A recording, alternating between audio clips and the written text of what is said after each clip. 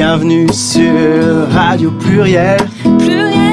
Bienvenue sur Radio Pluriel. La radio qu'elle est belle. Radio Pluriel. Ouais, bienvenue sur Radio Pluriel. Ouais, bienvenue sur Radio Pluriel. Bonjour, je suis Ingrid, chargée d'accueil au Centre social Pluriel. Bonjour, moi c'est Loïc, je suis médiateur au Centre social Pluriel et aujourd'hui, on a une invitée en plus, une présentatrice avec nous en plus. Bonjour à tous, moi c'est Fatma et donc je travaille chez Pipo à titre de médiatrice culturelle. L'émission. Alors, aujourd'hui, c'est une émission un petit peu particulière puisque on fait une émission sur la journée des droits des femmes. On fait une émission en fait sur les droits des femmes et on a décidé de faire cette émission de radio parce que même je pense que sans le contexte Covid, on aurait eu envie de faire une émission de radio. Mais là, ça a pris tout son sens puisqu'on n'a pas trop le droit d'organiser des grands raouts comme l'année dernière, on avait pu le faire au centre social avec le collectif Femmes Plurielles qu'on rencontrera tout à l'heure.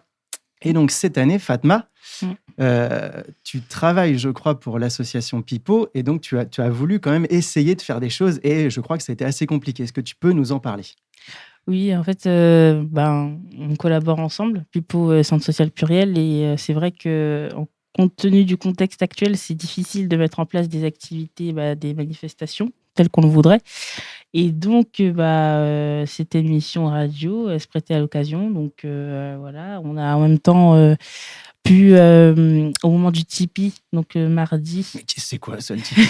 J'ai jamais entendu ce nom-là. Tu sais pas Le piège.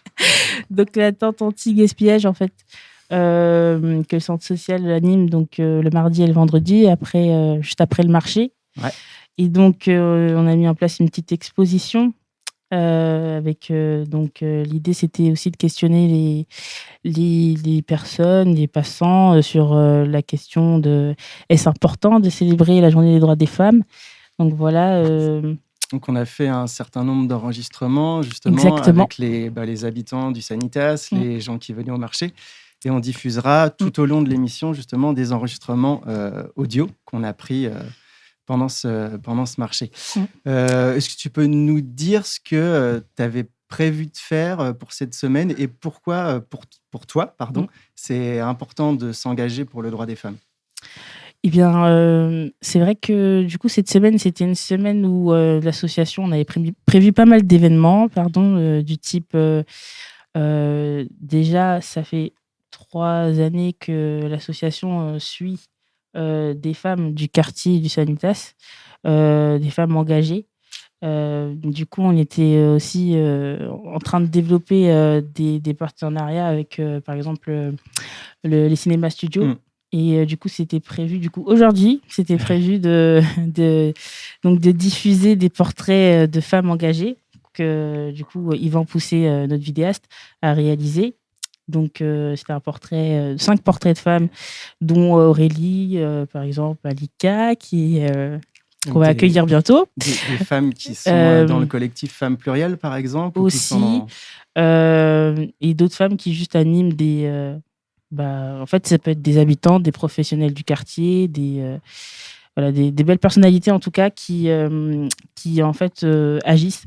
Et du coup, c'était surtout la thématique de femmes engagées dans les quartiers populaires, comment ça se passe. Et aussi, donc c'était combiné cette soirée avec le thème de l'intersectionnalité. Donc, avec du coup l'intervention d'une doctorante avec qui on est en lien, qui s'appelle Sarah Rétif. Merci. Est-ce que tu peux prendre un petit temps pour définir ce qu'est l'intersectionnalité ? C'est peut-être pas évident pour tout le monde. Oui, je vais essayer de définir. En fait, l'intersectionnalité, c'est un outil d'analyse qui permet en fait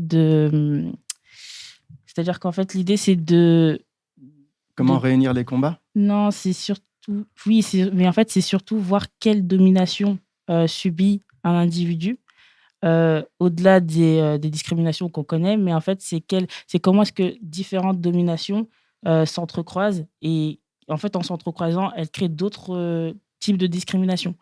Donc, par exemple, vraiment, on peut rapidement, à titre d'exemple, une personne dit en surpoids peut aussi subir donc des discriminations vis-à-vis de son poids et vis-à-vis de ses origines, si elle a des origines, si voilà. Enfin, c'est plusieurs en fait discriminations, mais c'est de voir comment est-ce qu'elles s'entrecroisent et comment est-ce qu'elles provoquent ou elles génèrent d'autres injustices en fait dans la société. Et donc en fait, c'est voir différemment en fait, et puis maintenant voir de manière spécifique comment est-ce que ces dominations elles agissent entre guillemets. Je sais pas, c'est un concept. C'est quelque chose d'assez neuf et qui essaye de réunir différentes luttes. Mais neuf, en fait, pas tellement, parce que aux États-Unis, en tout cas, depuis les années 80, c'est déjà très dans les universités et dans les débats publics, c'est un thème qui revient souvent. Ok, merci Fatma. Peut-être un petit jingle de l'émission. L'émission. Donc aujourd'hui, on parle de la journée des droits des femmes qui a lieu tous les 8 mars. Alors, pour faire une petite histoire, c'est le 28 février 1909 qu'une journée nationale de la femme est célébrée aux États-Unis. Puis ensuite, le 19 mars 1911, la première journée internationale des femmes qui revendique le droit au travail, au vote des femmes et à la discrimination pendant le travail. Donc, une des premières journées des femmes en Europe a été organisée en Belgique le 11 novembre 1972 en présence de Simone de Beauvoir et a rassemblé 8000 femmes. Il faut savoir que la journée internationale des droits des femmes est un jour férié dans les pays suivants: l'Afghanistan, Allemagne, Angola, Arménie, Azerbaïdjan, Biélorussie, Burkina Faso, Cambodge, Cameroun, Chine, Macédoine, Laos, Madagascar, Népal, Cuba, Géorgie, Guinée, Érythrée, Kazakhstan, Moldavie, Mongolie, Ouganda, Ouzbékistan, Russie, joli travail de prononciation. Tadjikistan, Turkménistan, Ukraine, Vietnam, Zambie. À savoir que dans certains pays, c'est férié seulement pour les femmes. En Tunisie, le 13 août, on fête les femmes et c'est aussi un jour férié. Ok. Après, je pensais éventuellement, Ingrid vient de vous faire une espèce de petite synthèse là. Je me disais peut-être donner quelques dates un petit peu de loi ou d'avancées sur le droit des femmes. Je pensais par exemple à une date que tout le monde connaît éventuellement, c'est le 29 avril 1945. C'est là où les femmes votent en France pour la première fois lors des élections, mais des élections municipales. On commence tranquillement. Le 22 décembre 1972, une loi pose le principe de l'égalité de rémunération entre les hommes et les femmes. Le principe est posé. Maintenant, il reste, comme souvent, lorsqu'une loi est posée, il reste encore à ce qu'elle puisse être appliquée, à ce qu'elle soit appliquée. Le 17 janvier 1975, il y a la promulgation de la loi autorisant l'interruption volontaire de grossesse, dite loi Veil, qui a été adoptée pour une période de 5 ans. Bon, apparemment, elle a été renouvelée, mais j'ai entendu dire plusieurs fois dans des cercles militants que si aujourd'hui sur Google, par exemple, on tape avortement, dans un premier temps, on tombe sur des sites qui sont anti-avortement, sur des sites qui sont culpabilisants pour des jeunes filles, pour des femmes qui auraient besoin d'avorter. Malheureusement, c'est les premières recherches Google. La journée des droits des femmes ? Ouais. C'est ça la question ? Ouais. Bien sûr, moi je crois. C'est évident. Parce que pour moi, c'est un rappel que les femmes ont toujours besoin de réclamer leurs droits. Ouais. Est-ce que vous pensez que les droits des femmes, elles évoluent en France ou... Ça, je ne sais pas, parce que ça fait juste 3 ans que je suis venu en France. Mais vous étiez où avant ? En Algérie. Je suis algérien, j'ai vécu en Algérie, 33 ans en Algérie. Mais par rapport en Algérie, vous avez des droits, bien sûr. Beaucoup de liberté ici en France. Donc vous avez de la chance. Si vous pensez, c'est d'Afrique, non? Oui. Par rapport à l'Afrique, voilà, vous avez ici la chance d'avoir beaucoup plus de liberté. Voilà. Par exemple, en Algérie, beaucoup de femmes ne portent pas. Ils vivent sous l'autorité de ses parents, vous voyez, en tant que musulmans. L'autorité des parents. Ne peut pas sortir, par exemple, sans voile. Ne peut pas, par exemple, faire des manifestations. La journée des droits des femmes? Ouais. C'est ça la question? Ouais. Ok, ben on est de retour sur Radio Pluriel et je redonne la parole à Madame Ingrid de l'accueil. Oui, alors je vais juste citer 3 femmes qui ont marqué l'histoire. Donc il y a Wangari Maathai qui a vécu de 1940 à 2011, qui est la première femme africaine à avoir reçu le prix Nobel de la paix en 2004. Rosa Parks qui a vécu de 1913 à 2005, qui a été une figure majeure de la lutte contre la ségrégation raciale. Et Malala Yousafzai, qui est née en 1997, qui est indienne, qui a reçu le prix Nobel de la paix en 2014, qui a été la plus jeune lauréate de cette récompense. Jingle. L'invité. Alors, on continue notre émission sur la journée des droits des femmes avec en premières invitées, donc 2 personnes qui sont actrices au Centre social pluriel sur différentes choses, mais qui surtout animent le groupe de parole de femmes qui s'appelle Femmes Plurielles, qui a lieu tous les 3e vendredis de chaque mois en temps normal, bien sûr. Donc, nous avons Malika et Christiane. Bonjour. Bonjour. Alors, présentez-nous, c'est quoi Femmes Plurielles ? C'est quoi Femmes Plurielles? Femmes Plurielles est un lieu de réunion, de rencontre, en fait, un rendez-vous mensuel féminin où l'on parle sur des sujets relatifs qui concernent évidemment les femmes. On échange aussi nos idées, nos expériences, nos vécus. Et tout ça autour d'un café. Oui. Voilà. Avec, alors ça, c'est le côté... Christiane Sénégal. Oui, Christiane, oui. Donc, c'est le côté sympathique. Il y a quand même un petit côté contraignant, c'est-à-dire que dans nos objectifs, il y a le fait de s'entraîner à la prise de parole en public. Alors, tout en prenant le café, tout en étant... Voilà, on est organisé, c'est-à-dire que ça se passe déjà sur 2 heures. Le café a l'air d'être très important. Oui, parce que c'est sous forme café des femmes. Alors, ça peut être le café ou le thé ou... Bon. En fait, c'est le côté convivial. Voilà, le côté convivial. C'est dans une salle de pluriel, ou en tout cas dans une salle du quartier, puisque ça a aussi eu lieu, on avait démarré à la Galerie Neuve. Mais voilà, l'idée, c'est de rassembler des femmes, toutes générations, tout vécu, toutes origines, et d'échanger sur nos vécus de femmes. Voilà. En fait, on n'a pas de lieu physique, donc c'est le centre social qui nous met... au sein de Pluriel. Vous êtes un peu en itinérance, enfin, vous vous baladez dans le quartier, parce que c'est justement peut-être pour comment dire, on parle souvent que les femmes ont du mal des fois à accéder à certaines parties de la ville.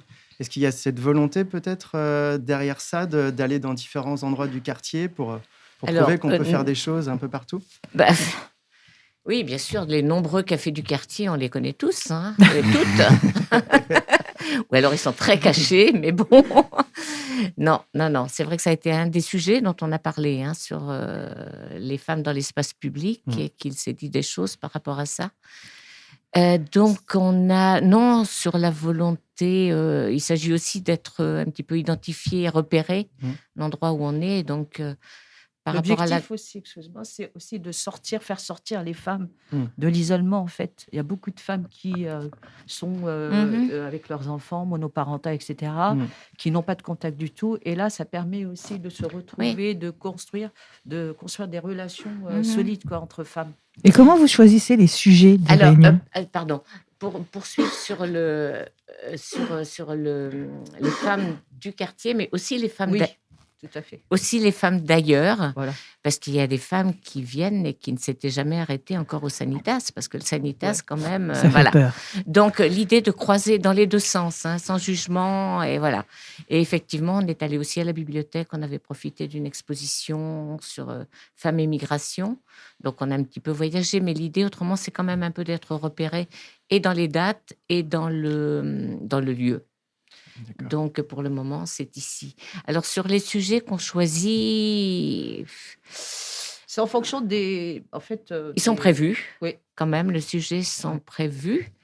Et on avait démarré, par exemple, avec un sujet j'ai rien à me mettre. Oui. Voilà. Je me rappelle. Et comme j'aime bien l'expression d'Ida de Pipo, qui disait mais c'est pas l'être et le néant, effectivement, c'est pas voilà, on n'est pas sur un thème comme ça a priori qui va prendre la tête. Et on est arrivé à parler de plein de choses devant nos armoires, bien sûr. Qu'est-ce qu'on fait le matin quand on n'arrive pas à s'habiller? C'est pas un thème qui fait peur. Comment on s'habille dans le pays d'origine, l'importance du vêtement. Et puis, les étiquettes, est-ce qu'on regarde et comment c'est conçu, l'exploitation des enfants autour de tout ça. Et c'est vrai que c'est super. Alors, ça, c'est sur les thèmes. On essaie de les prévoir. On commençait à être bien organisé avant ce Covid. Voilà, d'avoir 3 thèmes et de les prévoir pour... 3 thèmes par séance? Non. Ça 3 thèmes, les thèmes du trimestre, en fait, D'accord. ou de la saison, comme on veut. Généralement, à la fin de chaque On réunion, annonce, ouais. on propose un thème Ah oui, pour la prochaine. pour la prochaine. Un Et petit peu après, au-delà. Hein. après- Comment Oui, un petit peu au-delà. Hein, Oui, un parce petit que, peu ouais. au-delà. Et après, il y a 2, 3 personnes qui préparent. Il y a un travail qui est fait en amont, en fait. On prépare la réunion pour que ça soit quand même bien construit, qu'on ne fasse pas des hors-sujets, etc. D'autant plus qu'on n'a que 2 heures par mois, donc c'est très peu. Et donc, il y a une ligne directrice qui fait que, quand même, on sort avec quelque chose de constructif, d'enrichissant. Alors, je me pose une question, enfin Oui. plusieurs questions évidemment. C'est donc le collectif Femmes Plurielles. Déjà, il est né quand? Et à la base, avec quelle volonté? Alors, ici, on a commencé en 2017. Et c'est un collectif, c'est ouvert. Hein, c'est-à-dire que... C'est pas une association? C'est pas une... Non, on fait partie de Pluriel. Hein, on est des petits cousins à vous, là. Et des cousines, des cousines. C'est la famille. C'est comme une sorte d'atelier. C'est la famille. Ouais, c'est la famille. C'est un atelier pluriel. Voilà. Et c'est parti de... Il y a un café des femmes déjà qui existe à Tours depuis 2002 et qui roule en fait depuis 2002 sur ces principes-là. Alors c'est vrai qu'on s'est un petit peu greffé là-dessus. Moi, je connais cette organisation là depuis 2002. Mais ici, elle s'est enrichie par la diversité des personnes en fait qui le fréquentent. Voilà. Et alors, je me suis dit, attends, excuse-moi, Oui. Christiane, je me suis dit, donc vous êtes créée depuis 3 ans, mais à la base, sur quelle volonté, qu'est-ce que vous vouliez faire, quels problèmes vous avez rencontrés, et comment dire, qui vous a donné envie de construire ce collectif, vous vouliez aller où? En fait, le collectif Femmes Plurielles, ça sert à quoi?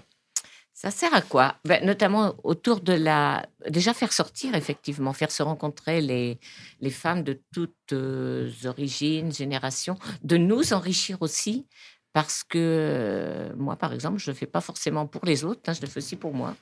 Voilà, pour apprendre des autres, donc pour s'enrichir les unes des autres. Et cette histoire, par contre, prise de parole en public, ça, je fais peut-être plus pour les autres, parce que depuis le temps, ça commence à aller à peu près. Parce que je pense que ça fait partie des codes que les femmes n'ont pas forcément.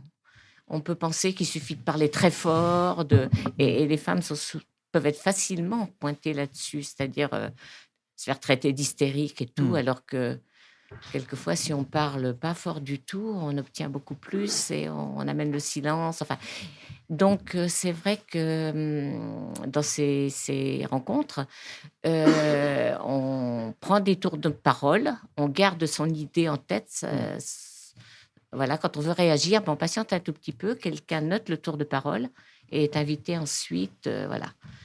En fait, on veut que la parole circule. Oui, absolument. Voilà. C'est pas entre deux personnes à se renvoyer la balle, quoi. Parce que très peu de femmes ont le droit de prendre la parole en public, ne prennent pas la parole en public très souvent. Donc, c'est l'occasion justement de leur faire prendre conscience qu'elles sont capables de s'exprimer et qu'elles apprennent justement par ces exercices. Donc, ce que je disais tout à l'heure, c'est pas on papote et ça va dans tous les sens. Et on ne fait rien d'autre. Il y a un pendant ce exercice temps-là, d'expression, se de concentre, communication. voilà. On apprend aussi à écouter, ne pas monopoliser la parole, etc. Donc tout ça, c'est un exercice, justement.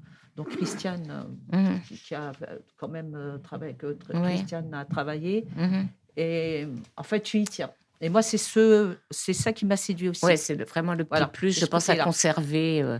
Et en un chevalet, devant nous, on se retrouve, alors on est...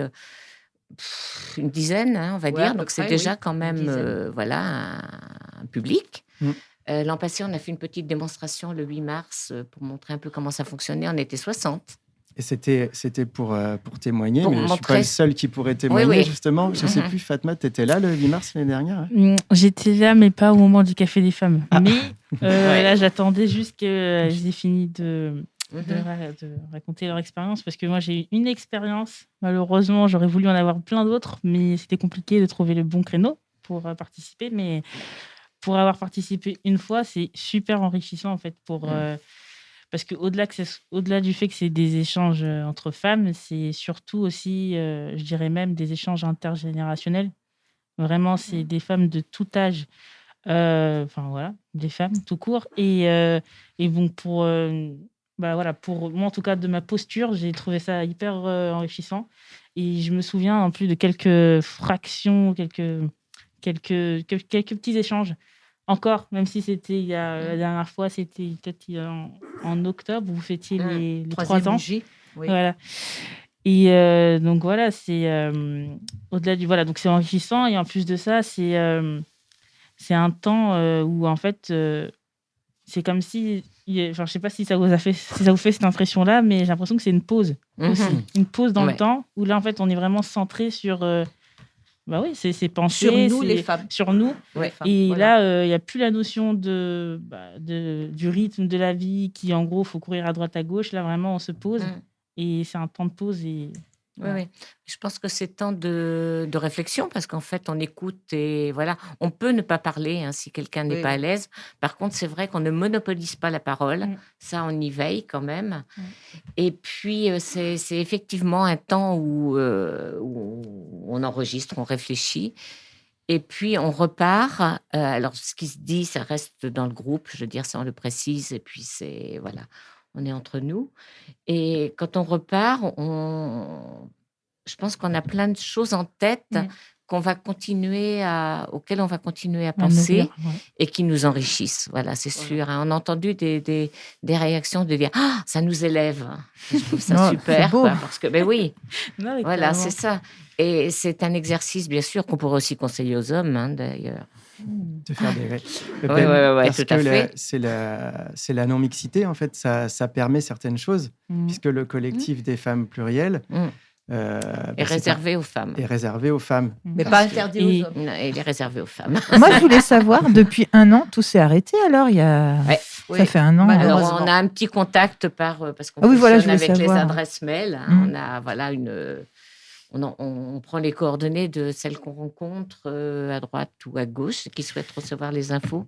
Donc, on a une base comme ça. Et puis, on s'est envoyé les vœux, les choses. Mais ça, comme partout, ça s'étiole. Mais on a aussi le problème, en fait, de femmes qui ne sont pas connectées. Donc, on ne peut pas faire de réunions en visio, etc. Ou qui n'ont même pas d'adresse mail. C'est notre handicap. Ouais. Alors, si ça les préserve des réunions visio, ma foi, c'est peut-être positif. Garder un petit peu le contact, en fait. Ouais. Mais beaucoup n'ont pas d'adresse mail, même. Oui. C'est vrai que ça peut être des sujets de... Voilà, et qu'est-ce qu'on a eu qui a débouché sur des choses? On a eu l'atelier tricot, par exemple. C'est né d'une rencontre avec une femme qui venait... Qui arrivait surtout, en fait, qui voulait faire une activité. Quoi faire. Oui. Voilà. Et qui était tricoteuse professionnelle, en fait. Et elle a dit, je suis à la retraite, je ne sais pas quoi faire. Et l'atelier tricot est né comme ça. Ah, Voilà. c'est Et il bien. perdure. Les femmes se rencontrent en plus, vu la Covid, les femmes se rencontrent dans un appartement chez une copine. Et Ouais, elles elles ont- continuent. Ouais, Ils ouais, ont ouais. continué. Ouais. Je me posais la question, donc le collectif Femmes Plurielles, il s'ouvre et vous faites des choses en dehors du centre social, vous vous baladez dans le quartier. Est-ce que vous êtes ouvert à d'autres collectifs? Je pensais par exemple, il y a un collectif de femmes aussi à la Rabière. Est-ce que vous avez des contacts? Des rencontres, Est-ce que c'est une perspective ou non? Mhm. Ça fait partie dans les choses où on se dit pourquoi pas. Hein. Notre seul lien, on va dire, c'était via Sophie Garnier. Studio aussi. Oui, On les a rencontrés. Julie Garnier qui Oui. était qui enseigne hein, et qui est dans notre qui est chercheur, je sais pas, enfin bon, Sociologue, il me semble. sociologue, voilà, Les et sociologues. qui a travaillé aussi hein, avec les femmes De la de la Rabière. Et qui aurait bien aimé effectivement qu'on fasse quelque chose ensemble. Et puis on n'a pas eu On n'a pas eu le l'occasion, temps. on n'a pas eu le temps, on les a rencontrés on les a croisés au studio. Au CNP. Et voilà où elles étaient invitées et où elles sont parties plus rapidement que nous d'ailleurs. En fait, c'est un collectif tout jeune, donc du coup, on n'a pas eu le temps d'organiser beaucoup d'événements avec d'autres associations. En tout cas, vous faites plein de choses formidables. Le temps tourne. On va essayer de Ouais. faire une émission un peu moins longue que la fois dernière. Fatma, je crois, nous a concocté une foultitude Non. de petits jeux. Un petit jeu, mais juste avant, c'était pour dire info très importante, parce que c'est vrai que cette crise, elle nous empêche un peu de nous étendre et de faire tout plein de choses, mais il était prévu d'accueillir Léonora Miano aussi. Ah oui, dans bien sûr. dans le prochain. Dans le cadre de voilà. Plume d'Afrique. C'est ça. Mhm. Et donc, ça veut dire que c'est une affaire à suivre et que, moi, je suis persuadée que ce collectif, il y a des freins, mais il y a énormément de choses à faire, Bien et sûr. énormément de C'est besoins vaste. auxquels il faut répondre. Et ça va. Ouais. On a accueilli quand même Rachel Kahn, qui est une jeune femme écrivaine, oui, c'était dans ce cadre-là, Tourangelle d'origine, voilà. Et ça, c'était chouette aussi comme rencontre. Pendant ce temps-là, Fatma est en train d'installer. Je vous explique, là, on est donc sur les tables. Et Fatma vient de me poser une roue. Ouais. On s'est dit que ça pourrait être sympa de faire des petits temps jeux, même si là, on est déjà très détendu. Hein. C'était pour la musique. Non, promis, on chantera une autre fois. Alors, c'est quoi ce jeu, Fatma, là, que tu vas nous faire faire? Du coup, je l'ai adapté aux invités, vu que je sais qu'elles ont plein de choses à nous raconter, Christiane et Malika. Alors, du coup, ce jeu, c'est très simple. L'idée, c'est de tourner la roue. La ritourner. Oui.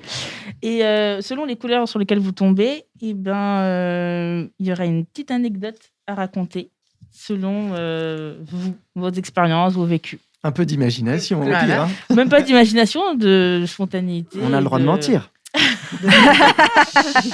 De vécu, en fait. Du vécu, ouais. Tout simplement, je me suis dit que c'était peut-être plus Tu vois approprié. le nez qui s'allonge. Voilà. Avec le masque, c'est pas facile. Alors, qui tourne la roue? Alors, tiens, Ingrid, à toi Moi l'honneur. Ouais. Donc, c'est sur une case beige.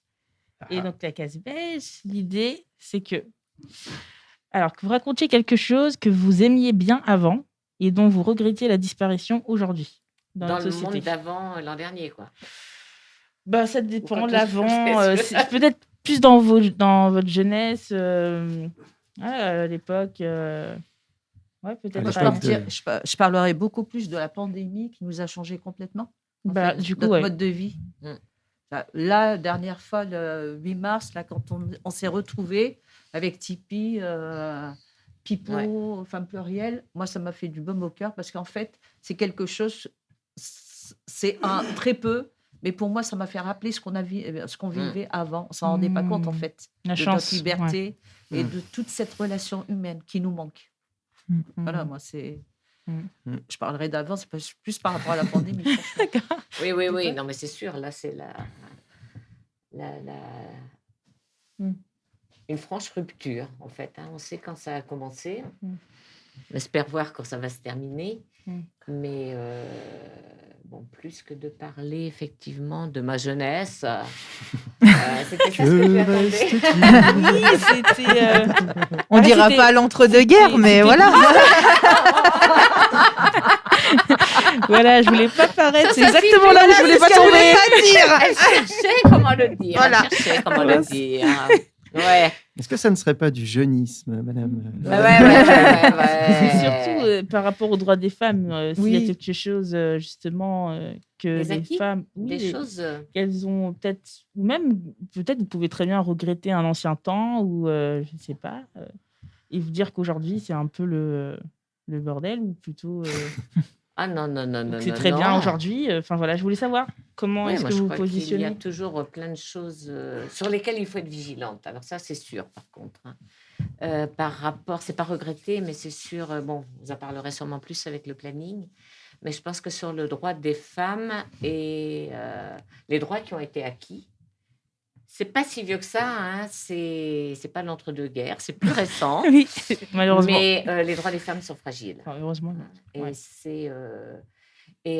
sont fragiles en général, je pense, mais il y a une expression de Simone de Beauvoir que j'aime bien, mais je ne saurais pas vous la donner comme ça. On ne naît pas, c'est pas ça? On ne naît pas femme, on Non, le devient? alors pardon. celle-là, oui, je la connais. Non, par rapport au temps de crise et disant Ah oui. attention les femmes, attention aux droits des femmes, Mhm. en temps de crise, alors que ce soit économique, C'est fragile. religieuse et tout, les droits des femmes seront les premiers touchés. À Et être il faut remis en question. toujours Ouais. être Mhm. vigilante, Mhm, toujours. carrément. Voilà.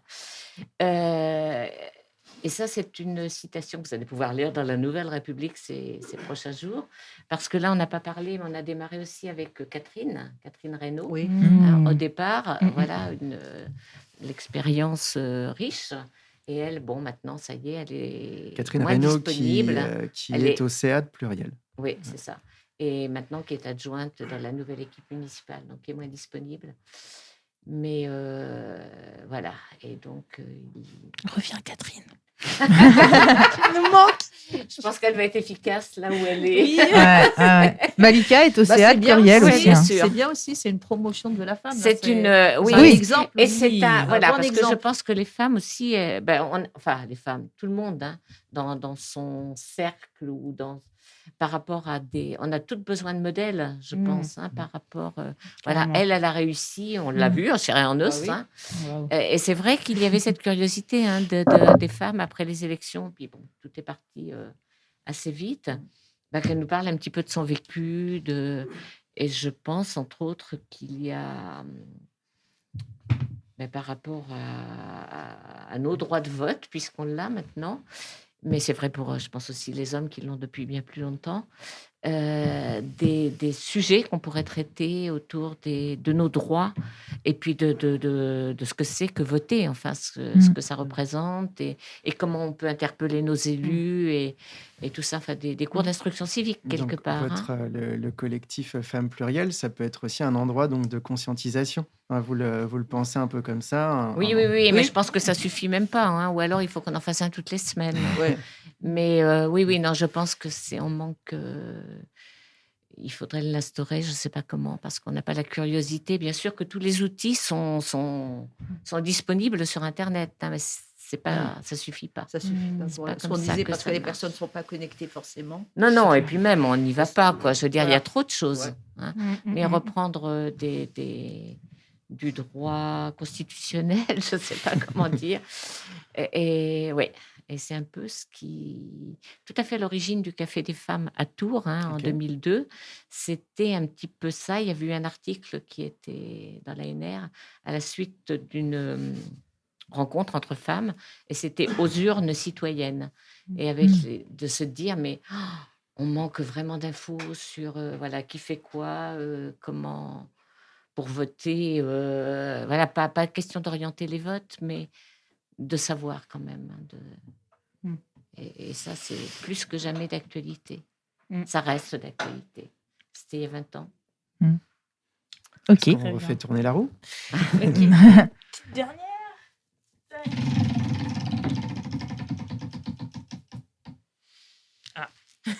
Encore la même couleur. Question beige. Donc, alors là, c'est donc une anecdote que vous pourriez nous raconter en rapport avec les idées reçues que vous aviez lorsque vous étiez jeune sur la femme? Alors, Que ce soit la femme de manière générale ou sur les vous-même. femmes. Voilà, les femmes. Des idées reçues sur les femmes. Tu peux je Répéter dois être un peu idiot Alors, parce que j'ai non. pas très bien compris. Alors, là, c'était une anecdote que vous pourriez nous raconter en rapport avec des idées reçues que vous aviez lorsque vous étiez jeune sur les femmes. Ah, genre les femmes sont douces, encore des espèces de grandes généralités qu'on donne sur les femmes avec lesquelles on se... Stéréotypes, quoi. Ouais. Ouais, stéréotypes. Des stéréotypes, il y en a plein. C'est pas ce qui manque. Et dans les sujets qu'on a pu aborder, c'est vrai qu'on en a parlé sur les jouets des filles et des garçons, par exemple, sur les couleurs, le rose. ouais, le rose et le bleu, enfin bon, des choses. Voilà, mais sous forme d'anecdotes vécues. Mon Dieu. C'est peut-être un oui, peu moi, complexe. par exemple, l'anecdote par rapport à mon vécu, mon expérience personnelle quand j'étais jeune. En fait, j'étais vraiment orientée sur une carrière sportive. Je faisais du sport, de l'athlétisme. Mais ça se voit, Malika. Et Oui. c'est vrai, merci. Et en fait, justement, en raison du poids social, des conventions là, sociales et culturelles, eh ben, mes parents m'ont dit non, ça ne se fait pas qu'une femme fasse du sport, qu'elle soit... Ouais. Et j'ai dû arrêter ma carrière comme ça. Alors que j'étais franchement partie pour faire une carrière dans le sport. Tu étais en Algérie. Comment ? Tu étais en Algérie. Quand j'étais en Algérie. Ça avait pu commencer, c'est-à-dire pendant ton temps d'enfance, c'est Toute ça? mon enfance, j'ai fait du sport. En Tu plus, faisais quoi comme sport, par C'est curiosité? de l'athlétisme. L'athlétisme, Oui, ok. je fais de l'athlétisme. Ok. Et en fait, arrivé à 16-17 ans, les problèmes ont commencé. Donc, je ne pouvais plus participer aux manifestations sportives, tout ça. Oui, ça a été vraiment dur pour moi. Après, la seule issue, ça a été, fais-toi enseignante. Et il y avait 80% de femmes qui étaient enseignantes. Parce que l'enseignement, c'est avec les enfants, vous ne sortez pas. Voilà. Donc, je me suis retrouvée enseignante. Bon, je n'ai pas regretté après ma profession. Les élèves peut-être, mais... Non, pas du tout. Franchement, ça s'est très, très bien passé, au contraire. Et là, j'ai trouvé une autre mission. C'est qu'à l'époque, aussi, les petites filles, on les arrêtait à l'âge on les retirait de l'école, 12-13 ans. Pourquoi ? Parce qu'il faut les préparer à être des mamans, des femmes au foyer, etc. Et moi, j'allais dans les familles pour dire ne retirez pas votre fille. Et donc, franchement, c'est une mission qui me tenait à cœur. Et là, à l'époque, en 1962, je dirais, il y avait 80% de femmes analphabètes. C'est un autre problème, ça. Alors, en Algérie, tu veux dire... C'est-à-dire les femmes, la condition des femmes qui étaient vraiment... Ça pesait dans la société. On n'a pas le droit de faire ci, vous n'avez pas le droit de conduire, vous n'avez pas le droit de faire ceci. Et ça, c'est vrai que ça frustre. Énormément, oui. Mais là, ça a changé pour rester positif. Donc, il y avait une intervention d'un monsieur tout à l'heure. Je ne suis pas tout à fait d'accord parce que moi, quand je vois mon parcours, j'ai fait ce que je voulais. Bon, peut-être j'ai eu des parents qui étaient quand même ouverts à un moment. Ils m'ont laissé faire. Je me suis battue aussi. Quand je suis partie toute seule sans l'aide de personne. Tu as pu faire ce que tu voulais, mais probablement avec plus de difficultés. Mais il y avait toujours le poids, les conventions sociales, l'environnement familial qui était là. Toujours faire attention. Voilà, ça. Moi, c'est... Ok, on vous remercie pour vos témoignages. Et on va passer tout de suite une petite pause musicale. Alors, ça va être un son. La journée des droits des femmes. Ouais. C'est ça la question. Ouais. C'est ça. Bien sûr, parce que comme ça, on peut se rappeler à notre maman, à notre grand-mère. Attention.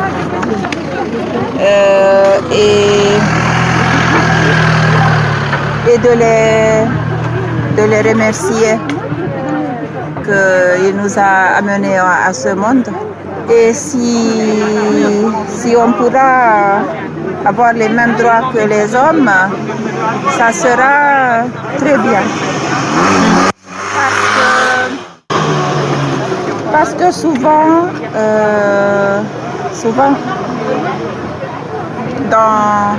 dans l'appréciation des choses, quelquefois sont mieux appréciées.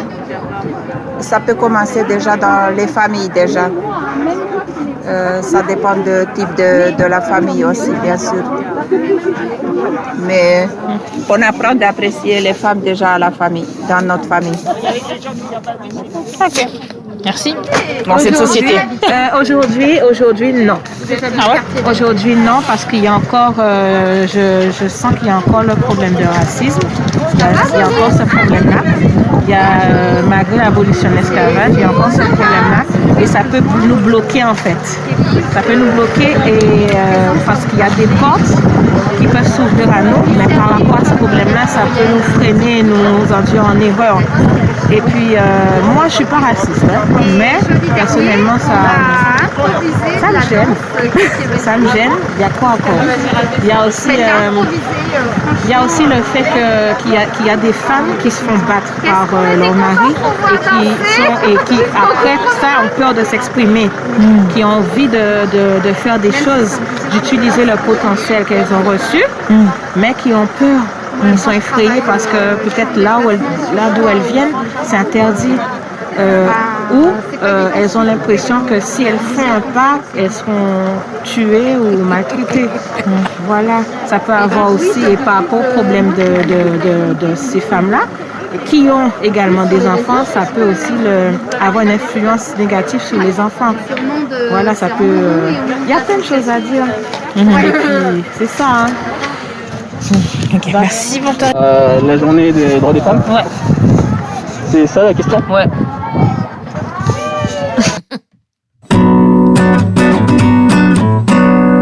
Aujourd'hui, on parle des droits des femmes. Ok, et ben on est de retour sur Radio Pluriel pour l'émission. Aujourd'hui, pour une émission consacrée à la Journée internationale des droits des femmes. Voilà, parfait. Et donc, on a la chance depuis quelques minutes d'être accompagné par le collectif des femmes plurielles, représenté ce jour par Malika Belkacem et Bellassem, mon Dieu. Non, Bellassem. Bellassem, tu as le droit de me mettre un coup de pied sous la table. Un coup de pied bien placé, je précise. Et Christiane Sénégon. Alors, on va terminer la conversation en revenant un petit peu sur l'année dernière. Le 8 mars, on avait fait ça à Pluriel et on avait eu la chance d'avoir une poétesse, car vous accueillez cette poétesse dans votre collectif, une dame qui s'appelle Assia Lazare. Et Assia a bien voulu enregistrer un de ses poèmes. L'année dernière, déjà, elle avait partagé un temps avec nous lors de la manifestation du 8 mars. Donc, est-ce que éventuellement, Malika, tu peux nous présenter un petit peu Assia et dire comment tu l'as rencontrée et comment elle a intervenu dans le collectif Femmes Plurielles. Assia, donc c'est une femme, mère de famille, qui a rejoint le collectif Femmes Plurielles. Et en fait, on a découvert, elle s'est découverte aussi. C'est une peintre. Elle fait plein de choses. Elle fait plein de choses. Elle fait de l'écriture, elle écrit aussi. Ouais. Mais c'est une personne qui, justement, était donc trop dans sa vie de famille envahie par les enfants, l'éducation des enfants, c'est normal. Et donc, elle a pris conscience, en fait, au fur et à mesure de nos réunions, de nos rencontres, elle a pris conscience de ses aptitudes et ses compétences et surtout, retrouver confiance en elle, en fait. Petit à petit, elle se cherche et là, de plus en plus, son objectif, c'est de retrouver un travail, alors qu'avant, il n'y pensait pas du tout. Votre collectif permet ça. Oui, je pense elle s'y sent bien. C'est vrai que c'est une jeune maman de 4 petites filles, quand même. Ouais. Donc, c'est un peu difficile de concilier tout ça, hein, même... et qui, malgré tout, trouve le temps de créer. Elle a pris du temps, justement. Oui, complètement. Maintenant, elle prend le temps.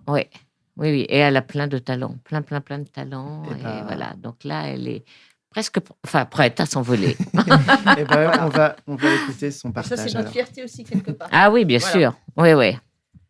La ville lumière.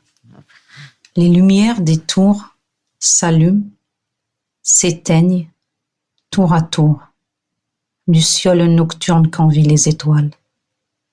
Les réverbères voilés de brume enveloppent la cité d'un nuage flou, où flotte un passant qui promène son chien frileux. Une ombrelle, un taxi, image furtive d'un roman noir. Les phares des voitures surgissent, puis s'évanouissent, guirlandes clignotantes sur les voies pressées. Sous les ponts, l'eau désinvolte revêt sa robe de paillettes et charme les vagabonds désabusés. La nuit s'éveille et la ville harassée quitte son tablier. Après le labeur, l'oubli. Les étoiles, humbles, voyagent vers les habitations animées. Le cinéma invite à admirer les siennes sur l'écran des possibles. Tandis que les danseurs secouent leur chagrin sur les pistes, balayés par les néons fugaces. Quel joli tableau que ces amoureux qui dînent derrière la vitre embuée, à la lueur d'une sage chandelle. Et moi j'erre, solitaire, au rythme de la ville lumière.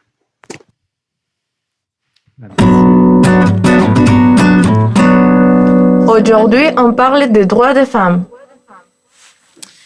Bravo, c'est pas Assia. fini? Si, c'est Ah oui. fini. Et bravo Assia, en effet. Ah oui. Ouais. Merci Assia, merci Christiane, merci Malika. Le collectif Femmes Plurielles, bon, on est toujours en crise sanitaire, mais vous avez des perspectives? Eh oui. Alors, les perspectives. Alors, c'est le 3e vendredi du mois. Donc là, comme je ne sais pas si on aura la possibilité, la chance d'en faire un avant les vacances. D'été. Les vacances d'été. Bon, admettons. On a l'idée alors, aussi de le faire peut-être en plein air. Oui, peut-être. Ah oui. Voilà. Le retour du C'est une beau bonne temps. idée. Voilà. Carrément. Ouais. Ouais, pas. Ouais. Et donc ensuite, le 3e vendredi du mois, on a des sujets qu'on avait déjà préparés, sous le coude avant tout ça.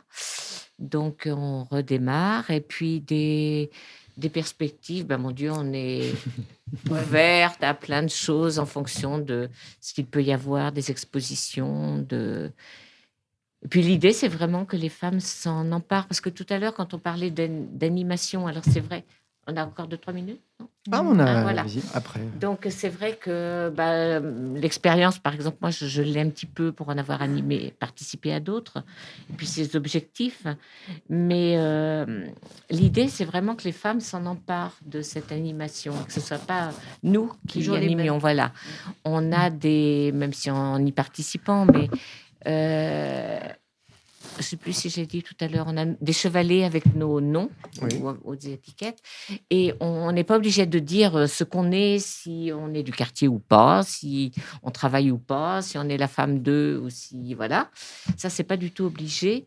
Et le temps de préparation, c'est un temps en amont où 2 ou 3 femmes qui ont envie de préparer le sujet vont se retrouver, peut-être faire des recherches sur Internet, au niveau de l'histoire et tout. Et là, c'est un moment de se connaître mieux, en fait. Et je pense que ça se cimente bien comme ça. Et après, c'est 2 heures de réunion, pas plus, parce qu'on est des femmes et qu'on n'a pas que ça à faire. Et comment on fait pour vous contacter? Et après, vraiment, on s'arrête là.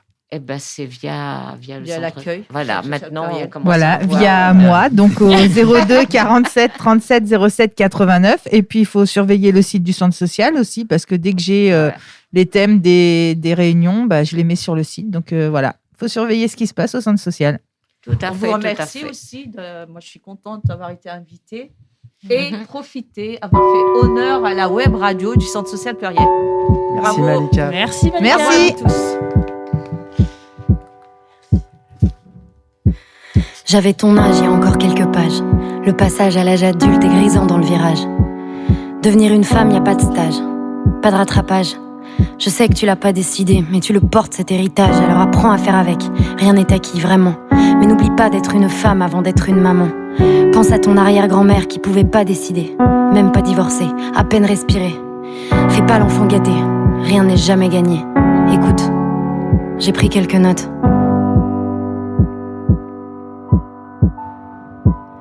Petite, t'as le sentiment d'être différente, tu marches pas dans les clous. C'est peut-être toi qui as raison et les autres qui sont fous.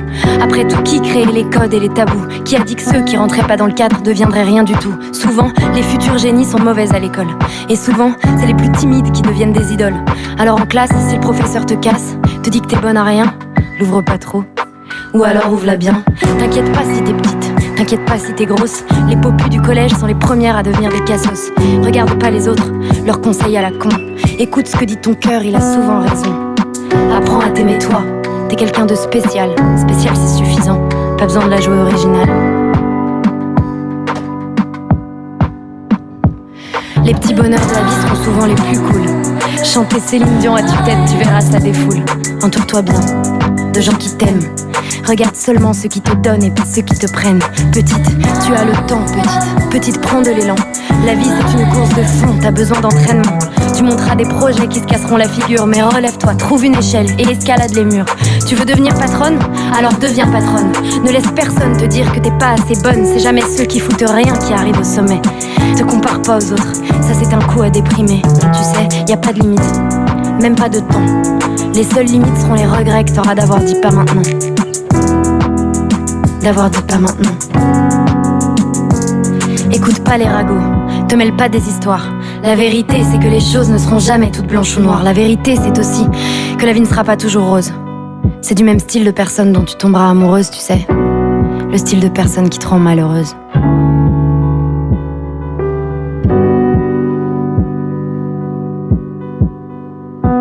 S'il te fout une claque, faudra que tu te fasses la malle. S'il te touche alors que tu veux pas, faudra pas que tu trouves ça normal. L'amour et la violence ne font pas bon ménage. Surtout laisse rien passer, pour ne pas tomber dans l'engrenage. Y a pas d'exception, pas d'excuse, c'est que du mytho. Une fois, deux fois, trois fois, n'attends pas celle de trop. N'aie pas peur d'en parler, n'aie pas peur de le dire. Fais-moi confiance, c'est en parlant qu'on commence à guérir. Et y a pas que les gestes qui feront des dégâts. Les mots sont comme des balles qui resteront bloquées en toi. Laisse personne croire que c'est ta faute, que t'as mérité la violence. Stop l'influence, quelle qu'elle soit, des gens toxiques qui évolueront près de toi. Tu es trop forte, tu es trop belle, trop importante. Tu es trop forte, tu es trop belle, trop importante. Alors...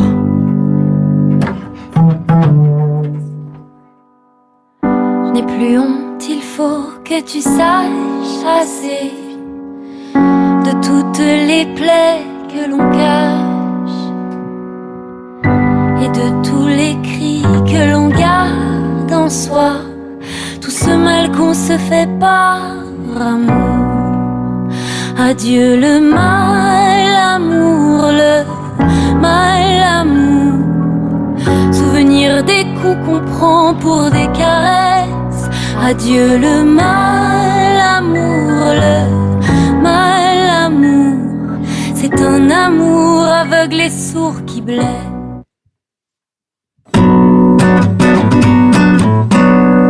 Aujourd'hui, on parle des droits des femmes.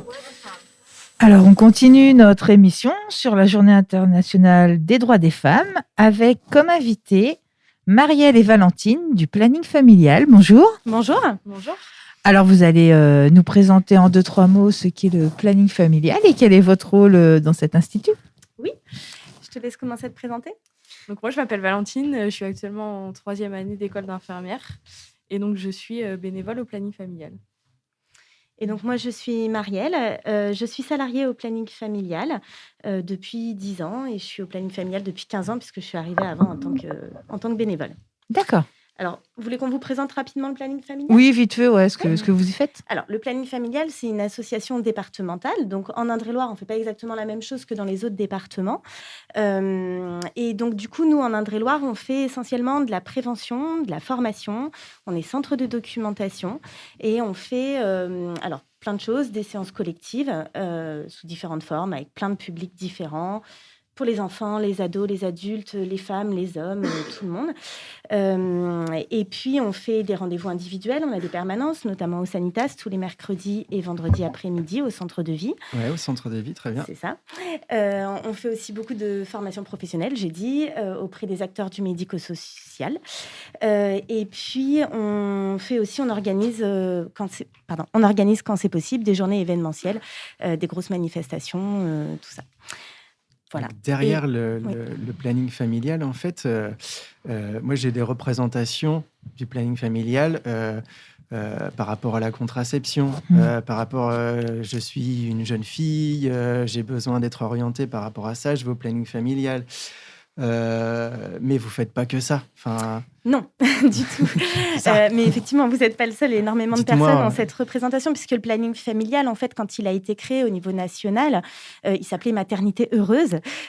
C'était avant que... C'était vers quelle période, la création du planning ? Alors, c'était en 56, si je dis pas de bêtises. Et donc, du coup, alors pas celui d'Indre-et-Loire. Il a été créé une dizaine d'années plus tard. Mais du coup, c'était avant même que les femmes aient le droit à avoir un moyen de contraception, avant le droit à l'IVG, tout ça. Donc, c'est vrai que c'était les gros combats de l'époque. Mais aujourd'hui, même si c'est des combats qui continuent à nous animer pour maintenir ces droits et pour les développer, mais du coup, on s'est beaucoup diversifié. Donc, du coup, le planning familial intervient sur 2 grosses thématiques. La vie affective et sexuelle, qui comprend évidemment la contraception, la lutte contre les IST, les connaissances par rapport au corps, les relations de couple, l'adolescence, la puberté, toutes ces thématiques, l'égalité filles-garçons, tout ça. Mais qui va aussi, notre deuxième grande thématique, c'est les violences. Les violences sous toutes leurs formes, et on est peut-être un peu moins connu au niveau national pour ça, alors que c'est une énorme part de notre travail qu'on traite en transversalité, souvent avec la vie affective et sexuelle, puisque malheureusement, il y a pas mal de liens. Donc voilà, donc les violences sous toutes leurs formes, ça va être le consentement, ça va être les violences sexuelles, évidemment, le harcèlement, ça va être les mariages forcés, les mutilations sexuelles, les violences conjugales, les violences familiales, voilà, toutes ces thématiques qui vont, toutes les discriminations, racisme, sexisme, homophobie. Et donc tout ça va avoir un impact et va jouer aussi sur les droits des femmes, sur les actions en termes d'éducation à la vie affective et sexuelle. Lorsque vous dites que vous traitez les problèmes de violence, ça veut dire que vous faites des actions de conscientisation, vous faites de l'accompagnement juridique, ça passe par quelle forme cette manière d'accompagner les femmes violentées ? Alors, nous, en fait, on fait pas de médical, déjà. Ça, c'est par rapport à d'autres plannings familiaux en France, c'est important de le retenir parce qu'il y a beaucoup de personnes qui viennent nous voir pour des informations, pour des rendez-vous médicaux, alors qu'en fait, nous, on ne le fait pas sur l'Indre-et-Loire. Ce sont les centres de planification qui gèrent le volet médical. Et on ne fait pas non plus d'accompagnement juridique. Pour ça, on oriente vers d'autres partenaires du secteur avec qui on travaille très, très bien. Par exemple, France Victime, qui sont juste à côté de nous, en plus, au centre de vie du Sanitas. Donc, du coup, on se renvoie beaucoup de public.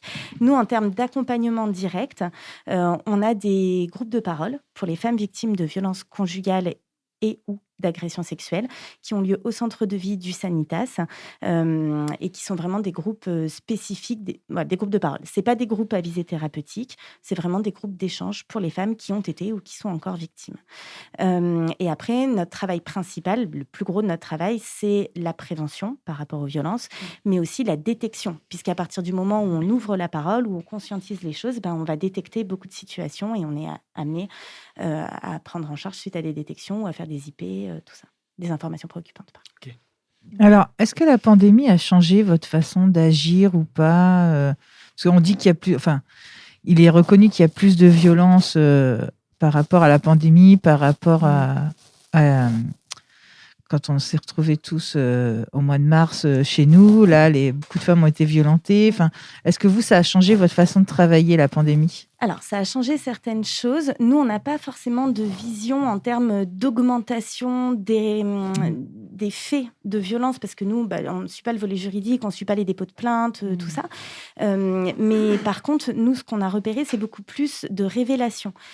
Comme si le fait d'être confiné, la pandémie avait permis beaucoup plus de révélations, même de faits antérieurs. Et on a effectivement notre groupe de parole, là, il est très, très, très chargé, parce que du coup, voilà, avec toute la prise de conscience et les révélations, MeToo inceste, tout ça, on est énormément demandé par rapport à ces sujets-là. Depuis 1 an ou 2, là, ça explose. Donc, voilà, nous, on le voit plutôt comme ça. Ce que ça a changé dans notre pratique aussi, c'est que on ne peut plus trop faire d'événementiel, donc ça nous manque. Donc, on n'est pas, par exemple, sur les festivals. Il n'y a plus de festivals. Donc, voilà, ça, c'est des choses qui changent. On s'est beaucoup développé sur les visios aussi. Mais bon, nous qui sommes vraiment une association d'éducation populaire, c'est c'est vrai que la visio, c'est un peu dérangeant pour nous parce qu'on travaille beaucoup en direct auprès du public avec des outils d'animation, avec des choses concrètes, une libération de la parole, tout ça. Et donc en visio, on ne fonctionne pas du tout sous forme de conférence ou tout ça. Donc. Mais on le fait quand même quand on n'a pas le choix. Et du coup, à travers les réseaux sociaux, vous avez pas mal d'appels. Oui, on a beaucoup. Alors, sur les réseaux sociaux, on est en train de développer notre présence sur les réseaux sociaux, mais on est principalement pour l'instant sur Facebook, même si Facebook, c'est plus le réseau social le plus fréquenté par les ados. Vous êtes lesbienne, là. Ouais, on est en train de développer là pour arriver sur Insta, mais on est en train aussi de développer des actions qui vont peut-être avoir lieu sur certains.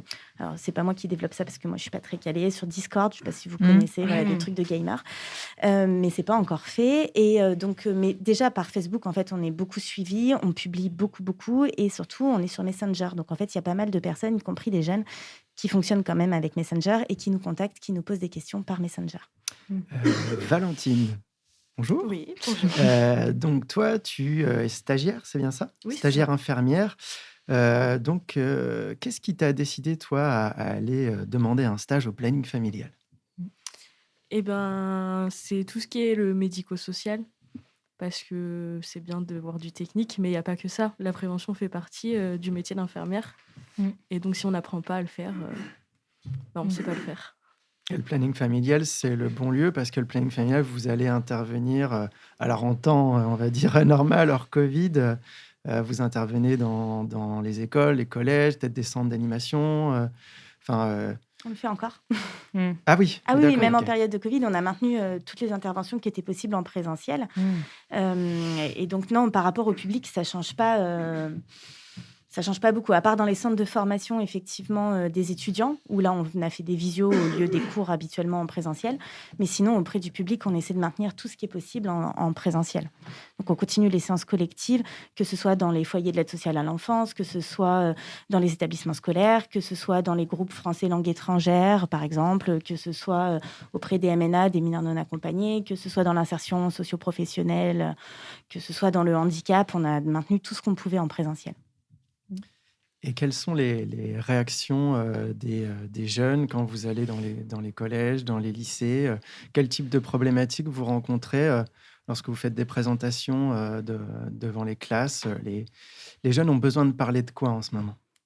Alors, en ce moment, je ne sais pas si ça change beaucoup de avant, si ce n'est que pour les jeunes, effectivement, ils ont moins de vie sociale. C'est ce qui leur manque en ce moment, c'est ce qu'ils nous disent. Mais sinon, les problématiques et les questions, elles sont les mêmes. Hein. Elles sont sur les réseaux sociaux, tout ce qui va être nude, cyberharcèlement, tout ça. On travaille toujours sur le consentement réel, pas que au niveau de la loi, mais sur qu'est-ce que le consentement réel. Toutes nos actions s'appuient là-dessus. On va travailler toujours sur des questions autour de l'anatomie. Tout dépend de l'âge aussi des jeunes, parce que vu qu'on travaille aussi avec les enfants, on ne fait pas la même chose évidemment avec les enfants qu'avec les ados, qu'avec les adultes. Mais les questions, elles sont toujours les mêmes et il y a toujours un gros manque d'informations par rapport à tous ces sujets-là. Et du coup, juste une petite question, parce que tout à l'heure, nous étions avec le collectif Femmes Plurielles, qui, du coup, gère des espaces de non-mixité, avec donc, des femmes sur différents sujets. Et justement, je voulais savoir, quand vous intervenez en milieu scolaire, vous intervenez, du coup, avec les classes telles qu'elles sont, toujours? Non. Ou c'est vraiment, du coup, vous allez faire un groupe de filles, un groupe de garçons? Alors, on n'intervient jamais sur des classes entières, toujours en demi-groupe, pour favoriser la prise de parole, les débats, l'expression. Mais par contre, ça dépend des établissements et ça dépend de l'âge des jeunes. Ça dépend des thématiques qu'ils ont repérées. Par exemple, sur l'égalité filles-garçons, on travaille souvent en mixte. Par contre, sur la puberté, le corps, l'anatomie, parfois, on nous demande effectivement de séparer en non-mixte pour faciliter. Après... ça dépend de la thématique, ça dépend de l'établissement, ça dépend des jeunes, ça dépend de plein de choses. Le fait d'être en mixte ou non mixte, mais on peut faire les deux. Pareil dans les foyers, on peut faire les deux. Souvent, dans les établissements scolaires, on pense école, collège, lycée. Mais en réalité, on intervient aussi beaucoup dans le champ du handicap avec les ITEP, avec les IME, puisque c'est des établissements scolaires qui sont souvent aussi dépourvus ou avec pas assez d'informations sur ces thématiques-là, et pourtant des jeunes qui ont des gros besoins aussi. On intervient aussi, j'ai pas dit et c'est important, excusez-moi. Vas-y. Parce que dans les établissements scolaires, il y a aussi tous les... Alors, c'est pas directement l'éducation nationale, mais il y a tous les ALSH, tous les centres de loisirs, tout ça. Donc, on intervient aussi sur des temps d'études, sur des temps de centres de loisirs, tout ça. Ok, on va s'écouter un petit son. Si toutefois la bobine veut bien s'enclencher. Ça démarre pas? Mec, il a l'air blasé. Il y a peut-être un petit problème de son, c'est pas très grave. Non, j'avais une petite question. Ouais, ça me sans problème. C'était tout à l'heure, vous disiez que il y a toujours le constat que vous faites, je pense qu'il y en a plusieurs, mais que finalement, il y a un manque énorme d'informations autour de, j'imagine, tous les thèmes, que ce soit la sexualité, les préventions, comment est-ce qu'on se protège, etc. Et du coup, pourquoi, selon vous, il y a ce gros manque cette inculture autour de toutes ces questions quand même assez essentielles? Parce qu'il y a un manque de formation de la part des professionnels qui encadrent. C'est pas parce qu'on a fait des études d'enseignants, des études de psycho comme moi, comme on a des études d'infirmière, des études d'éducateur, qu'en fait on est à l'aise sur ces thématiques, étant donné que ce sont des thématiques qui sont tabous pour tout le monde, même les professionnels, qui font écho à notre histoire, qui font écho à notre vécu, à notre culture. Et donc du coup, en fait, les professionnels ont souvent des freins à venir aborder ces thématiques et un manque de formation aussi avec des outils qui soient adaptés à l'âge. Voilà. Et donc, du coup, c'est le manque de formation qui est, je pense, le plus flagrant parce que les jeunes, eux, ils ont envie d'en parler. Ils attendent que ça, en fait. On va s'écouter. Alors, cette chanson s'appelle Le temps est suspendu et je l'ai écrite. Alors, en fait, d'abord, j'avais écrit un poème. En rapport avec un homme que j'ai connu et sa situation. Et donc j'ai ramené ce texte en atelier chantons ensemble. Excellent atelier. Exactement. Et donc on a retravaillé le texte, pris des parties du texte, d'autres qu'on a laissées, pour en faire une chanson. Voilà, et c'est Loïc Fougère qui a fait la mélodie. Je ne connais pas ce garçon.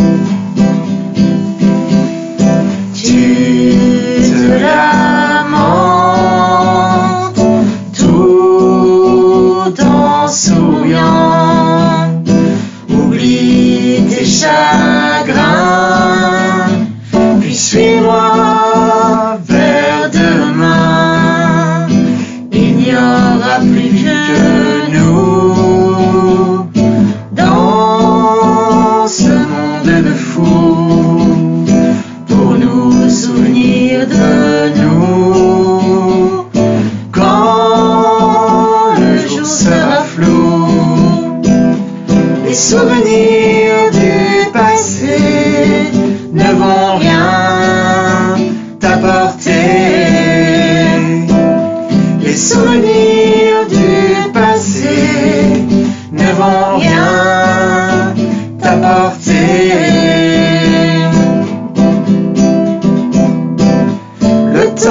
suspendu, le silence en dit long. Le temps est suspendu, parfois ce souffle en moi. Le temps est suspendu, devient comme un effroi. Le temps est suspendu, le silence en dit long. Le silence en dit long.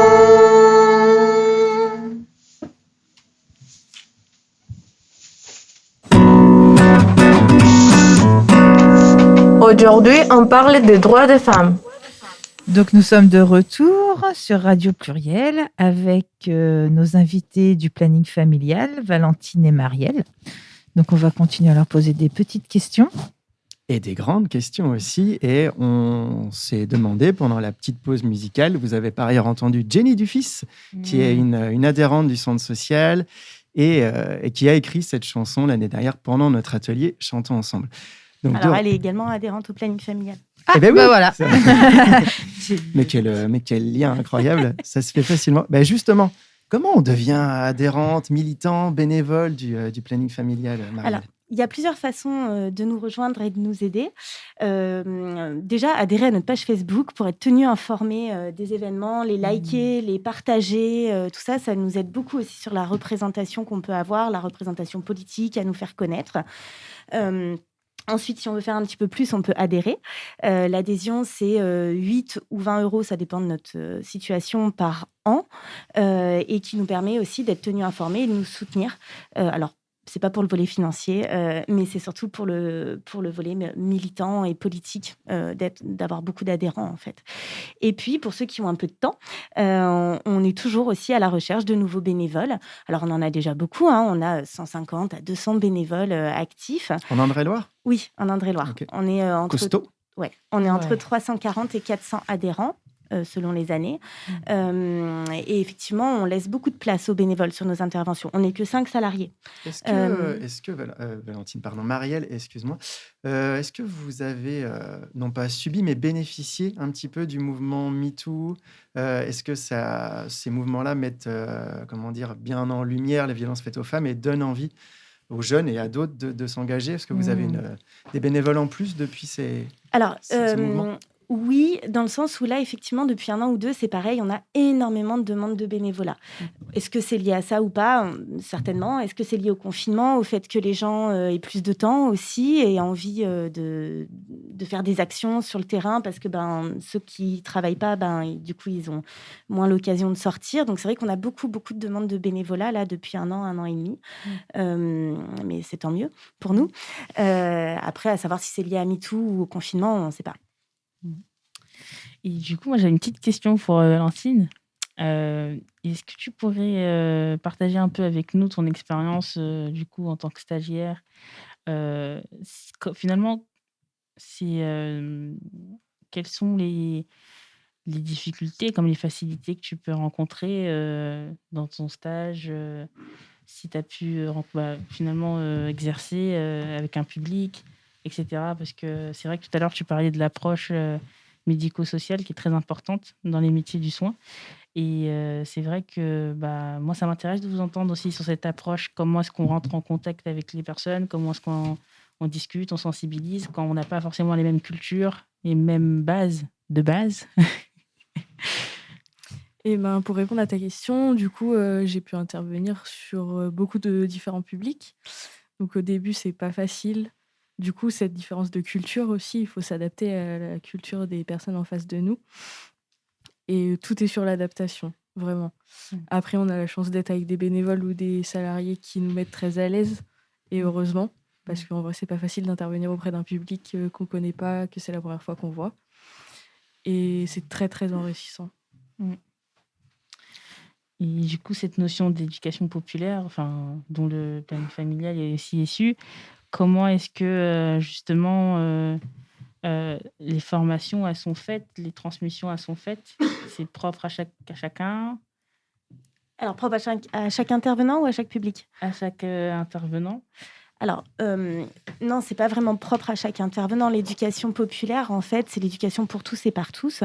Partir du principe que n'importe qui peut avoir accès à l'information, à de la prévention, qu'il n'y a pas de personne qui serait pas en capacité de comprendre ou de faire des choix, mais que c'est plutôt aux intervenants, justement, d'adapter les discours, les outils, le vocabulaire, les façons d'intervenir, les images, pour qu'elles soient adaptées au niveau de connaissance de base des personnes, à leur niveau de réflexion aussi, et de pouvoir aller à la rencontre de chacun.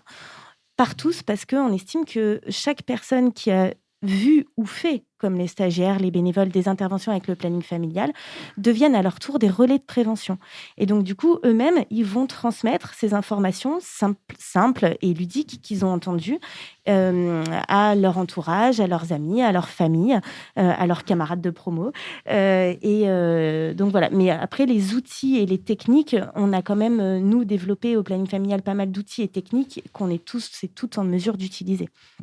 Et du coup, ces outils, en fait, donc, vous disiez que vous étiez en département, que vous vous organisez entre salariés vous inventez vos propres outils. Pardon. Vous inventez vos propres outils entre vous. Est-ce que c'est des outils qui viennent, je veux dire, de là-haut ou Alors, pour certains, oui. Il y a des outils qu'on a été piochés aussi dans les centres de documentation du National. Et puis, nous, on fait beaucoup de recherches aussi sur des nouveaux outils, des jeux de société, des expositions. Donc, il y a des choses qui existent qui dans d'autres départements et que nous, on a commandé, acheté, qu'on peut prêter gratuitement aux différents partenaires, aux structures, aux centres sociaux, tout ça. On a déjà prêté au Centre social pluriel plusieurs expositions. Et puis, il y a des choses que nous-mêmes, on a fabriquées. Par exemple, les pictogrammes pour travailler dans le champ du handicap. On a été chercher plein d'images, de pictogrammes, tout ça, pour travailler, pas que dans le champ du handicap, en fait, ça nous sert avec plein de publics différents. Mais voilà, on les a créés nous-mêmes. Donc ça, on a par exemple créé aussi une exposition, je pense qu'il n'y a que nous qui l'avons, parce qu'on a demandé les droits d'auteur à l'auteur d'un livre, en fait, dont on aimait beaucoup les illustrations. C'est le livre C'est ta vie, de Thierry Lenain et Monsieur Morel, je ne sais plus son prénom. Donc, du coup, on lui a demandé à l'illustrateur, Monsieur Morel, le droit de faire une exposition à partir de son livre qu'il nous a accordé. Et donc, cette exposition, elle est plutôt destinée aux ados et pré-ados. Elle est très visuelle, très belle, et du coup, elle plaît beaucoup. On espère pouvoir la voir, pouvoir en bénéficier lorsqu'on sortira de cette crise sanitaire. Je voulais vous demander peut-être éventuellement de réagir un petit peu, parce qu'au début de la semaine, c'était la journée mondiale des droits des femmes. Et la municipalité de Tours en a profité pour présenter son plan égalité hommes-femmes. Oui. Ce plan, j'ai noté 2 axes principaux. C'est un dispositif Angela qui va être renforcé. Alors, le dispositif Angela, en fait, c'est pour lutter contre les violences que les femmes rencontrent lorsqu'elles sont dans la rue, lorsqu'elles sont dans les lieux de sociabilité. Ça consiste en fait à avoir un code. Et ce code, c'est le mot Angela. Donc ça va être renforcé. On ne sait pas encore bien comment. Et puis, il y a aussi, peut-être au niveau du sport, on a entendu parler des piscines, on a entendu parler de plein de choses. Je ne sais pas, Marielle, si ça peut te faire réagir éventuellement. Oui, alors nous, on y était à cette conférence de presse du lundi. Le plan aussi de la municipalité, il a été construit en lien avec les différentes associations de terrain. Donc, on fait partie aussi de ces réunions.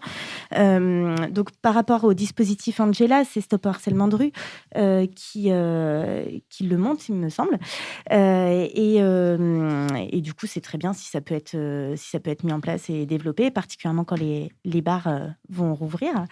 Par rapport à ce qui a été, à tout le débat qu'il y a eu par rapport au temps non mixte dans les piscines, tout ça, je crois que en fait, c'est pas du tout ce qui a été annoncé et prévu. Ça s'est un peu emballé. En fait, des créneaux réservés aux femmes ou aux hommes, il y en a depuis toujours dans les salles de sport, puisqu'il y a des temps d'entraînement hommes-femmes dans les différents sports. Donc ça change pas forcément. Et après, par contre, se pose la question, effectivement, de comment rendre plus facilement accessible parce que les chiffres montrent que effectivement les femmes fréquentent moins les établissements, les lieux sportifs, mais pas que sportifs en fait. Donc comment rouvrir cet espace aux femmes, que ce soit safe, c'est pas forcément en installant du non-mix, mais en tout cas c'est en réfléchissant effectivement sur qu'est-ce qui bloque et pourquoi. Est-ce que c'est le temps? Je pense que c'est pas que ça. Il y a aussi des endroits où elles se sentent en insécurité, où elles se sentent harcelées. Nous on avait mis en place il y a de ça quelques années, ça se fait plus depuis 1 an, mais des temps d'échange qui avaient lieu, certains avaient lieu ici au Sanitas, sur le harcèlement de rue. Et du coup, c'était très, très intéressant d'avoir des témoignages de plein de femmes du quartier, mais pas que, sur leur ressenti par rapport au harcèlement de rue. Elles faisaient suite, c'est en... Est-ce que, Marielle, excuse-moi, les témoignages que vous avez eus, qu'est-ce que vous en avez fait? Est-ce que vous les avez valorisés? Est-ce qu'on pourrait encore les avoir? Est-ce que ça a donné lieu à une expo? Oui. C'est marrant que tu en parles parce qu'en fait, on avait, à la suite de certains de ces temps-là, fait 4 panneaux d'exposition qu'on n'a pas encore fait plastifier, mais c'est prévu. Il faut lutter contre le plastique. Voilà. Mais il risque de s'abîmer parce que c'est du papier. Où on avait fait des bulles qui reprenaient des témoignages des femmes qui étaient présentes, justement sur à la fois le vécu, comment elles avaient réagi, comment elles aimeraient réagir, qu'est-ce qu'elles aimeraient qu'il soit mis en place pour essayer de diminuer ce harcèlement de rue, des pistes d'action, tout ça. Donc on a 4 panneaux avec des bulles. On avait fait ça. Ok, bon, on pourra revoir cette expo. Et je sens que Fatma vous a concocté encore un petit trésor, un petit plaisir à venir. Plaisir, je ne sais pas, on verra bien. Mais vous êtes conviés à participer aussi, Ingrid et Loïc, pour cette deuxième session. Privilégions nos invités quand même. Il n'y a pas besoin de la roulette pour cette de la ritournelle, il n'y a pas besoin. Ok. Donc voilà, on va passer par une petite phase jeu. On aurait dû faire un jingle, le jeu de Fatma. À la prochaine, sûrement, si on a une. Et donc là, l'idée, c'est de vous poser des petites questions. Enfin, je vous laisse vous constituer en groupe de 2. Ok. Et bien entendu, vous ne mettez pas entre binômes connus. Bah ouais, c'est ça, on mélange pas. Ouais, face à face, voilà. Donc alors, on fait quoi comme équipe? Alors, ça fait Marielle, Ingrid. Non, Valentine, face à face, face à face. Ok. Ah, ok. Donc, l'idée, c'est que je vous pose des questions et que vous y répondiez. Et on verra. Donc, il y a combien de questions? Il y en a. On peut en faire 8 comme on peut en faire 10, ça dépend du temps. On peut même en faire 4, je pense. Oui, je veux dire. Oui, voilà. On peut très bien en faire 4 aussi. Très bien. Donc, alors, première question. En quelle année la loi Veil a-t-elle été votée? Moi, je sais. Ouais, moi, je sais aussi. mais je suis pas si sûr. C'est au premier qui répond, c'est comment c'est un... Moi, je dirais qu'il y a un 7, et puis après, c'est peut-être un 6. Non, du coup, c'est d'avoir une première équipe qui répond, et après, il y aura... voilà. Je poserai la deuxième question. Nous, tu vois, Marie, on est incapable d'écouter les règles. Non, mais j'avais même pas dit les règles. Alors, moi, j'hésite entre 73 et 74. Ok. Je dirais 75. Ok. Eh bien, 75. Voilà. Très bien. Donc, c'est très, très récent. Oui. Et du coup, vous n'hésitez pas à intervenir si vous voulez à chaque question. Alors, deuxième question. En quelle année est-il devenu légal pour les femmes mariées d'exercer une profession sans l'autorisation de leur mari? Alors ça, pour moi, déjà, c'est... Alors, quelle équipe commence à répondre là? Ouais. Moi, c'est dans les années 60. Je dirais que c'est un petit peu comme c'est proche de quand les femmes ont pu avoir un compte bancaire. Donc, je ne sais plus si c'est 65, 66, quelque chose comme ça. Ça doit être à l'époque de Revolver des Beatles, à peu près. Ouais, moi, j'aurais dit les années 60 aussi. Faut dire une date. Ouais. Alors, 24 novembre 1965 à 16h12. Ingrid et Valérie. Je sais pas, j'irais 63. D'accord. Alors, c'était en 1965. Ok. C'est un peu la génération de nos mamans. Hein. Bah oui, ouais, certains, leurs grands-parents, pardon. Parce que... Alors, troisième petite question. En quelle année la mixité devient obligatoire pour tous les établissements scolaires publics en France? Ah, obligatoire. Oula, ça ne peut pas faire si longtemps que ça. Dans les années 80 ? Un peu avant, quand même. De façon obligatoire, je sais pas. De façon obligatoire, ouais. Ça n'a pas de rapport avec la loi sur la laïcité, en 1902. Non, c'est... 76 ? Parce qu'à l'époque de ma mère, c'était pas encore obligatoire. Je chauffe. Ouais. Donc au début des années 80, je présume. Je me souviens des soirées. Du coup, vous restez sur les années 80 ? Peut-être un petit peu avant, mais... Ouais, 79, quoi. 79 ? Et vous ? 76, ouais. 76 ? Et du coup, 75. 75. 1975. Bravo à vous. Une cruauté, Fatma. Mais ce qui m'a plutôt marqué en fait dans cette news, c'est que en fait, cette mixité-là elle est devenue obligatoire, non pas par un souci vraiment de mixité, c'est plus par souci économique. Du coup. Une autre petite question. En quelle année a été élue la première femme ministre en France ? C'est Edith Cresson. Ah, ça, c'est la première femme Premier ministre. Ouais. La première femme ministre en France. Il y a bien dû avoir... Alors, attends. Si, forcément, dans les années 70, Simone Veil, elle a bien été ministre. Oui. Mais peut-être même avant. C'était avant. Avant encore C'était une féministe catholique marseillaise, si ça peut vous aider. Tu sors tout juste du bac. C'est à toi, tu vas nous aider, là. Je suis pas sûre qu'ils apprennent ça au bac. Ah ouais, et bien malheureusement, d'ailleurs. Ok. Peut-être un truc genre après la Seconde Guerre mondiale, il y a peut-être le Conseil national de la résistance, tout ça. Là, il y a un petit moment de les choses étaient un peu progressistes. 46 quoi. Ah, et vous 50 47. En 1947, c'était Germaine Poinceau-Chapuis. Et j'en profite pour vous dire qu'on a un outil qui est une frise de l'égalité, justement, qui fait 5 mètres de long. Ça me donne pas. Une grande frise. Et du coup, il y a plein de questions, alors à la fois sur les temps de loi et tout ça, mais sur justement pour arriver à situer sur cette frise quand est-ce que l'égalité, pas que envers les femmes, mais toutes les formes d'égalité se sont améliorées en France et il y a des choses qui font un petit peu peur des fois. C'est clair. Donc c'est un outil qui est empruntable aussi. Moi, finalement, en faisant ces petites recherches de date, je me suis rendu compte que les droits, en tout cas, on a vraiment commencé à avoir une évolution, vraiment, mais dans les années 80, et même dans les années 2000, où il y en avait beaucoup, mais finalement, c'est récent. C'est très intéressant d'avoir ça en tête, parce que quand on fait des interventions auprès des publics migrants, donc soit qui viennent d'arriver en France, soit qui sont déjà là depuis un certain temps, il faut vraiment avoir ça en tête et se dire que ça fait pas très longtemps qu'en France, les choses ont bougé. Et donc, du coup, être très humble aussi. Et c'est pas parce que ça a bougé dans les textes de loi que dans la réalité, c'est toujours le cas.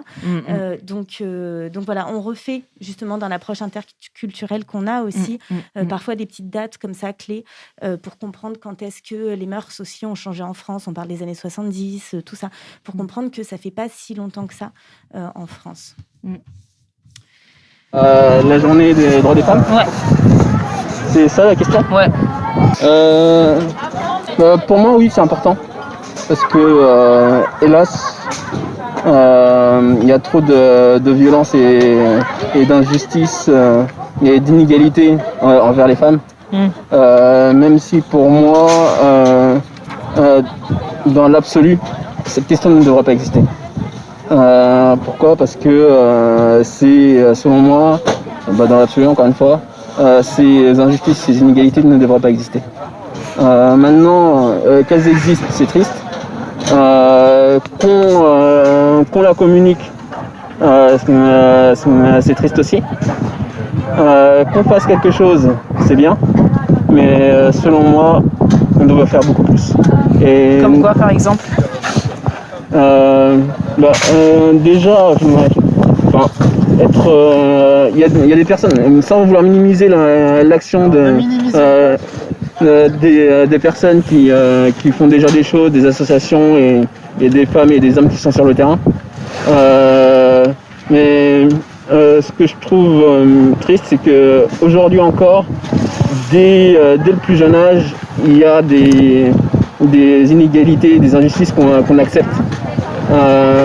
Pour moi, dès l'école maternelle, on devrait dire à un petit garçon, oui, c'est pas bien de taper une femme, c'est pas bien d'insulter, c'est pas bien de minimiser le travail d'une petite fille. Après, je comprends aussi et je conçois que c'est quelque chose de pas évident parce que les maîtresses d'école ont un travail très difficile et peuvent pas être présentes. Je pense que ça devrait être aussi un travail au quotidien des parents de ne pas accepter certaines choses parce que ça devient des habitudes et ces habitudes-là, après, en tant qu'adulte, on les fait de manière inconsciente, qui sont pas excusables.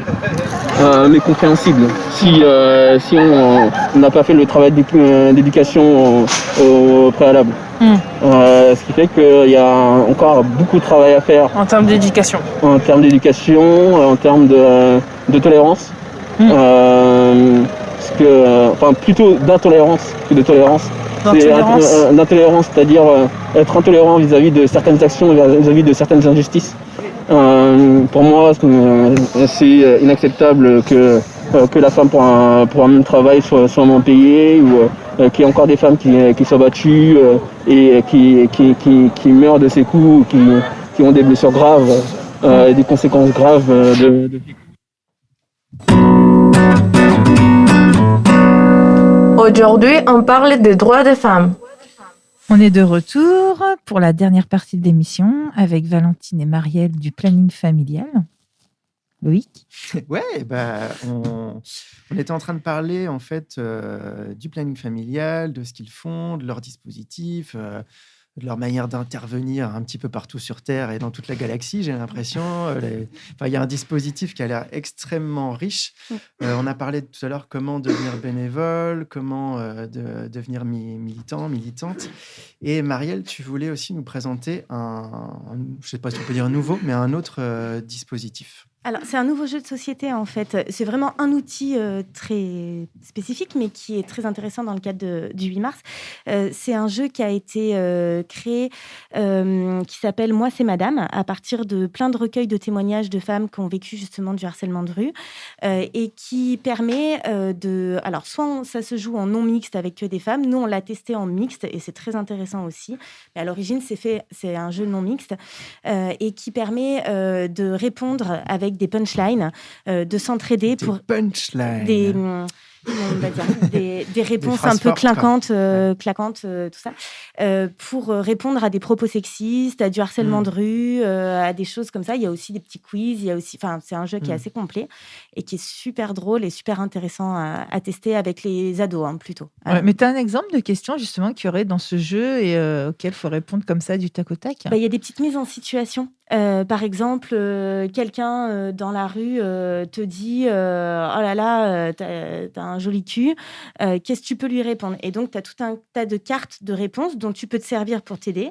Ou alors, tu peux faire appel, c'est la carte sororité, à une collègue qui peut t'aider à répondre. Ou alors, tu peux inventer toi-même ta propre punchline. D'accord, ok.